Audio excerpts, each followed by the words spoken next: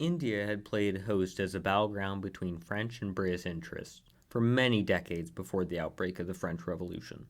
French influence in the area had diminished greatly after France's defeat in the Seven Years' War, but France still had a number of small holdings in the region by the time war broke out between France and Great Britain once again in 1793. Fighting in the region would once again take on greater importance during the wars of the First and Second Coalition, as India was a key area of British interest. The most famous episode of the struggle for India was undoubtedly Napoleon's failed invasion of Egypt in 1798, but fighting on the subcontinent was much larger than just Napoleon's failed expedition.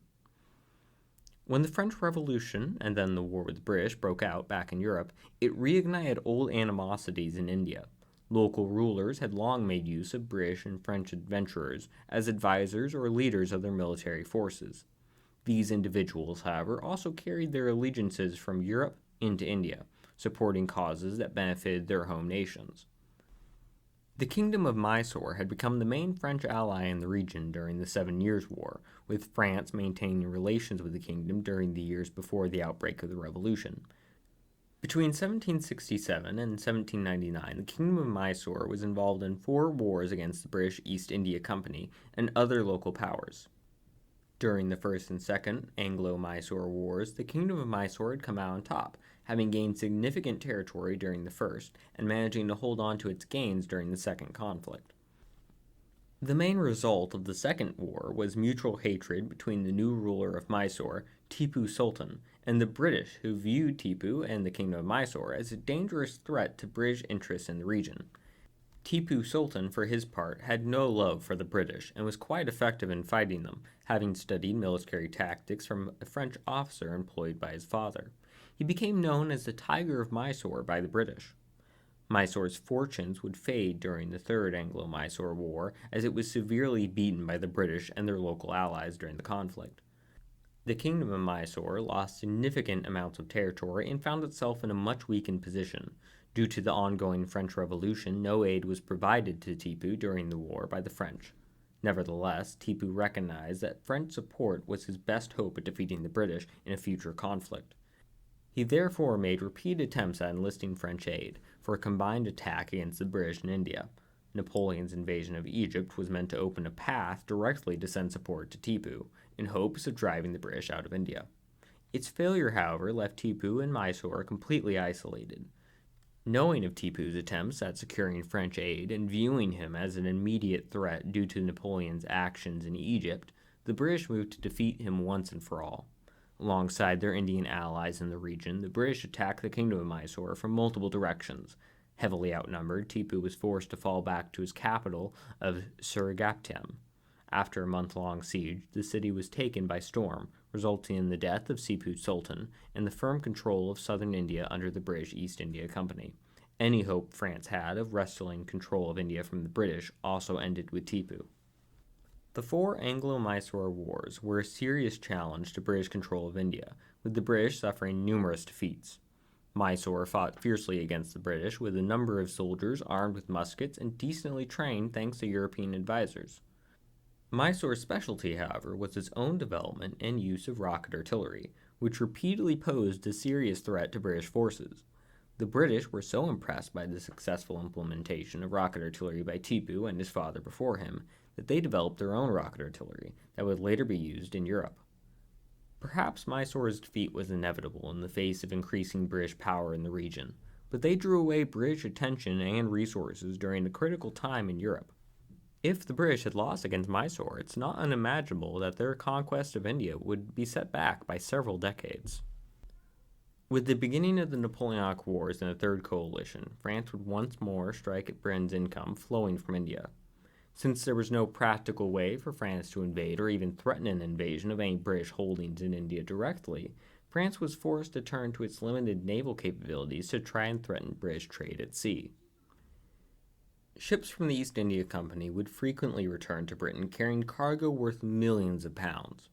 By using several colonial possessions that France either owned or controlled in the region as bases for its ships, France was able to raid British shipping in the Indian Ocean to varying degrees of success. Despite the serious mismatch between the French and British navies, Several factors led to the Indian theater being the most successful theater for French naval efforts during the entire Napoleonic Wars.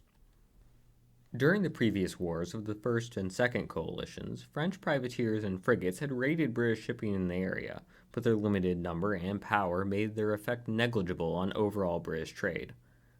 The brief period of peace between France and Britain that followed the Second Coalition, however, would allow France to reinforce its holdings in the region freely. An initial squadron consisting of one ship of the line and 3 frigates were sent to the Indian Ocean during the Peace of Amiens, shortly before the outbreak of the Third Coalition. When news of the war reached the squadron, it began commerce raiding operations immediately that would last 3 years before what remained of the squadron was defeated on its return to France in 1806. The British struggled to deal with French commerce raiding due to the vast distances between the French holdings that ranged from Isle Bonaparte and the Isle de France off the coast of Madagascar to the Dutch East Indies, which were for a time under French control. Demand for the blockade of French ports back in Europe made it simply impractical to send the forces that would be required to blockade French ports in the Indian Ocean. As a result, French ships often found themselves with local naval superiority during operations. Despite its size and strength, the first squadron sent raiding achieved very little success, even after encountering several opportunities to inflict serious damage on British merchant ships.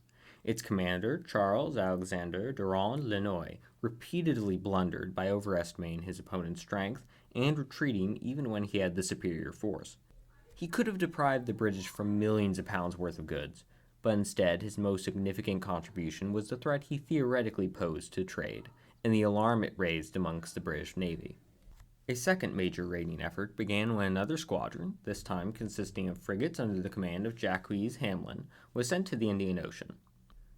From 1809 to 1811, French ships waged a vicious commerce raiding campaign against British shipping in the region. Millions of pounds worth of cargo was sunk or captured despite British attempts to protect trade and attack French naval bases. Both sides would suffer losses and setbacks, with the French surprisingly performing better at sea, while the British slowly managed to capture French islands. The British would finally manage to capture a key naval base in the Isle Bonaparte in July 1810, but would soon after face arguably their worst naval defeat during the Napoleonic Wars, in August of that same year. On the 10th of August, British forces began assaulting French fortifications protecting the harbor of Grand Port on the critical Isle de France.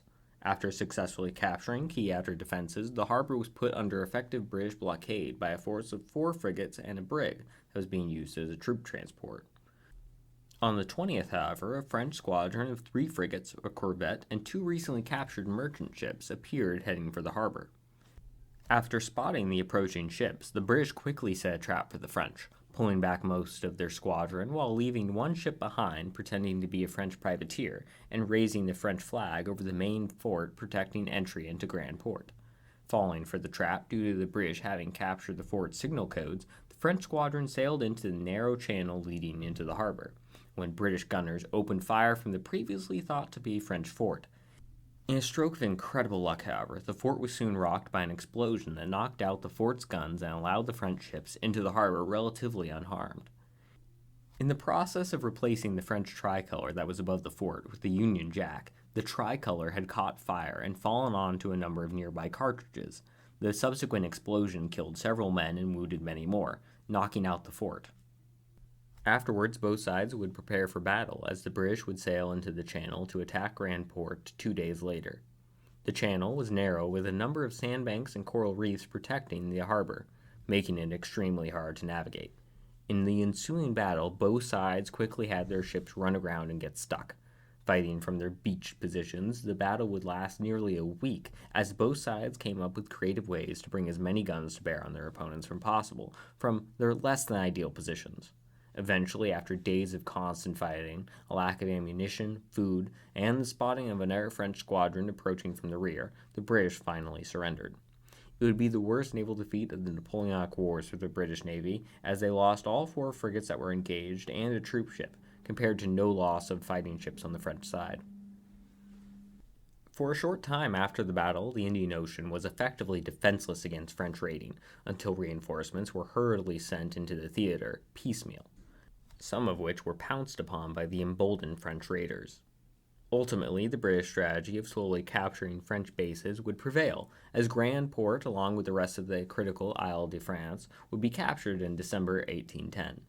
French naval efforts in the Indian Ocean would mostly end by the close of 1811, with France losing the capability to seriously affect British shipping. The end of the Napoleonic Wars would see the British become the undisputed European power in India and at sea on a global level, allowing them to become rich off trade and their colonies. In subsequent decades, the British would expand their control over all of India, turning it into the most important part of the empire. French interests in the region, meanwhile, would never fully recover. Unable to contest the British in the area, French colonial interests would shift elsewhere.